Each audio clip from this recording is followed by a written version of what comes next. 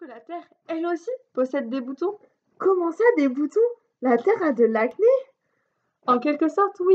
Et ces boutons se nomment lacolites. Tout d'abord, nous pouvons demander mais qu'est-ce qu'une lacolite? Donc les lacolites sont des objets géologiques caractérisés par la remontée de magma depuis le manteau jusque sous la croûte terrestre.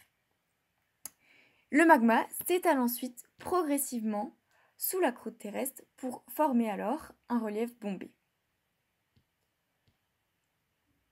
Lors de notre PSE, nous avons eu deux principaux objectifs. Le premier étant de reproduire à l'échelle du laboratoire une lacolite, c'est-à-dire réussir à passer de l'échelle du kilomètre à l'échelle du centimètre.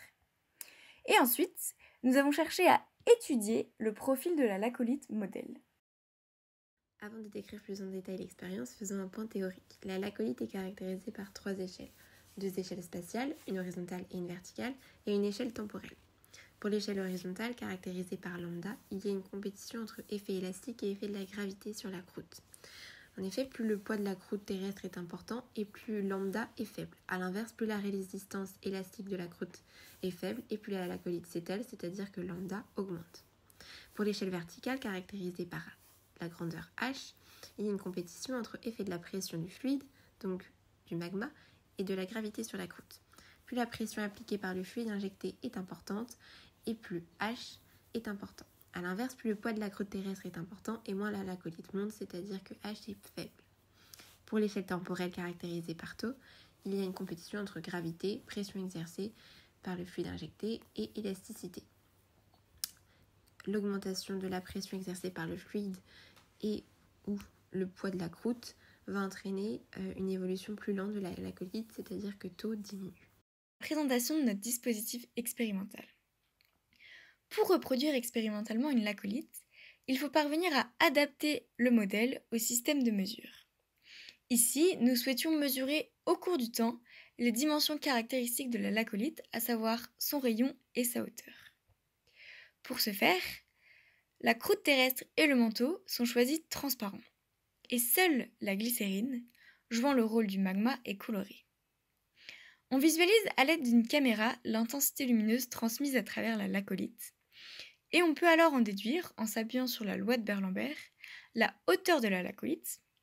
Puis, en définissant une hauteur seuil, on peut en déduire également le rayon de la lacolite. Il était nécessaire pour nos mesures d'avoir une intensité lumineuse assez importante et qui ne fluctuait pas en fonction de l'éclairage ambiant. Donc pour ce faire, nous avons installé en dessous de la lacolite une plaque lumineuse et nous avons isolé toute notre manipulation dans un carton. Et enfin, afin d'avoir un débit de magma constant, nous avons utilisé une seringue et un pouce-seringue afin d'injecter la glycérine. Puis, il nous a ensuite fallu choisir les bons matériaux et les paramètres pour la modélisation.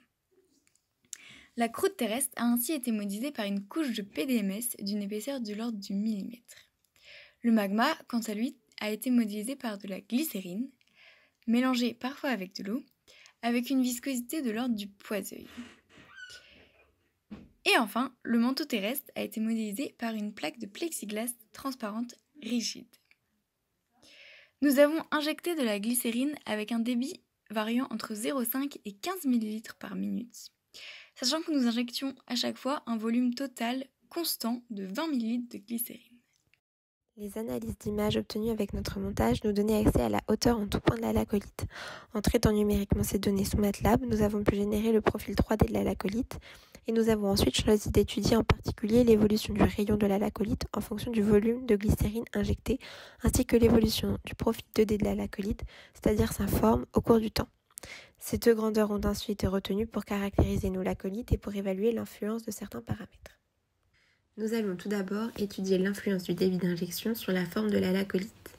Donc on trace le rayon en fonction du volume injecté pour différents débits.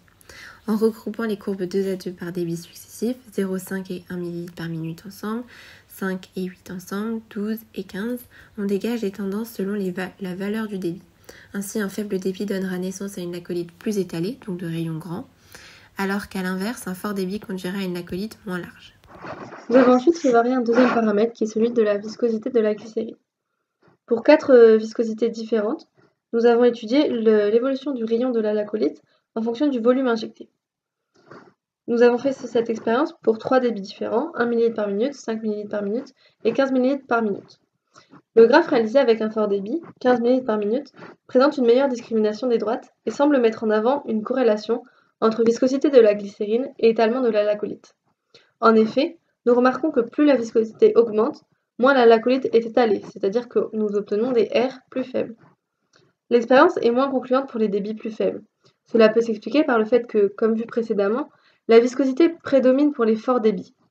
Par conséquent, pour des faibles débits, comme 1 ml par minute et 5 ml par minute, l'effet de la viscosité est moindre. On visualise alors plus difficilement son influence. Nous avons fait varier l'épaisseur de la plaque de PDMS afin d'étudier son influence sur la forme et l'étalement de la lacolite. Cependant, aucune tendance ne se dégage réellement de ces tracés, et ce quel que soit le débit. Il est possible que nous ayons fait varier l'épaisseur sur une gamme trop étroite pour observer des changements significatifs sur la lacolite. Ce PSE nous a permis de passer d'un modèle théorique à sa réalisation expérimentale.